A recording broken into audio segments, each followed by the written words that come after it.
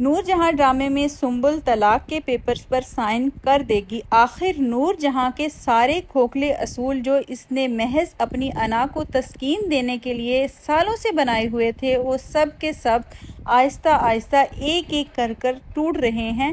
میرے خیال میں اصل میں ایسے لوگ جو احساس کمتری کا شکار ہوتے ہیں، وہ اپنے کمپلیکس کی وجہ سے لوگوں کی زندگیوں پر حکومت کرنا چاہتے ہیں تاکہ ہر طرف انہی کا نام ہو، لیکن ایسا کوئی بھی برداشت نہیں کرتا۔ اگر کسی کو سونے کا نوالا بھی دو اور آزادی نہ دو تو وہ انسان سب کچھ چھوڑ کر جانے کے لیے تیار ہو جاتا ہے۔ کیا نور جہاں کی لیٹسٹ ایپیسوڈ میں نور بانو نے ایک بار پھر بہت بڑا سٹیپ لیا اور سنبل کو جاب دلوائی اور اپنے گھر میں رہنے کے لیے جگہ دی۔ اب سنبل جاب کرتی ہے اور آزادی سے اپنی زندگی جی رہی ہے۔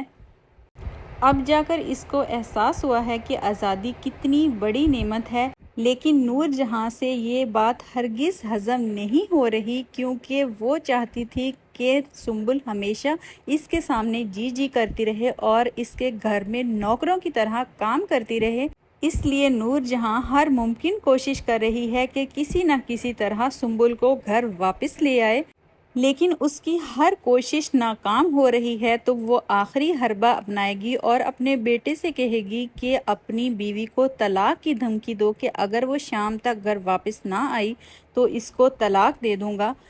لیکن سنبل پھر بھی یہ بات نہیں مانے گی، کیونکہ اب وہ انڈیپینڈنٹ ہو چکی ہے، لیکن وہ اب نور جہاں کی کوئی بات نہیں مانے گی۔ اس کا جو بیٹا ہے وہ بہت زیادہ ماں کا غلام ہے، اس کو دولت کے آگے کچھ نظر نہیں آتا۔ وہ آسائشوں کا اتنا زیادہ عادی ہو چکا ہے کہ اس کو جائز اور ناجائز میں فرق کرنے کی تمیز ہی نہیں رہی۔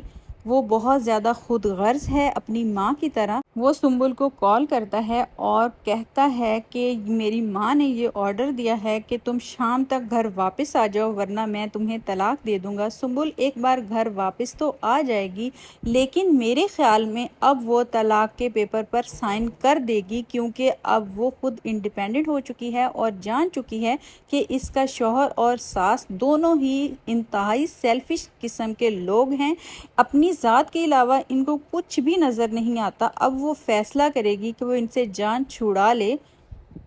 اب نور جہاں کا ایک اور کھوکھلا اصول ٹوٹ گیا۔ اس کا اصول پہلے دن تبھی ٹوٹ گیا تھا جب ماہا نے اپنے لیے میڈ کا ارینجمنٹ کیا تھا۔ لیٹسٹ ایپیسوڈ میں مجھے وہ سین بہت زیادہ اچھا لگا جب نور بانو مراد شاہ کو اعتماد میں لے کر ساری بات بتاتی ہے کہ کس طرح اس سے سنبل کی حالت دیکھی نہیں جاتی تھی اور اس نے صرف انسانی ہمدردی کے تحت اس کو جاب دلوائی اور اس کو اپنے گھر میں جگہ دی۔ اب آہستہ آہستہ کر کے نور جہاں کو یہ ریئلائز ہونا سٹارٹ ہو جائے گا کہ اس کی حکومت خطرے میں ہے۔ آج تک جس طرح اس نے لوگوں کی زندگیاں اور جینا حرام کیا ہوا تھا، اب کس طرح اس کے ایک ایک ظلم اور زیادتی کا حساب ہوگا۔ اب ڈرامہ جا کر اور بھی زیادہ انٹرسٹنگ ہو چکا ہے۔ آپ کو اس ڈرامے میں سب سے اچھا کریکٹر کون سا لگتا ہے؟ آپ نے مجھے کامنٹ سیکشن میں اپنی رائے کا اظہار ضرور کرنا ہے۔ اگلی ویڈیو تک کے لیے اللہ حافظ۔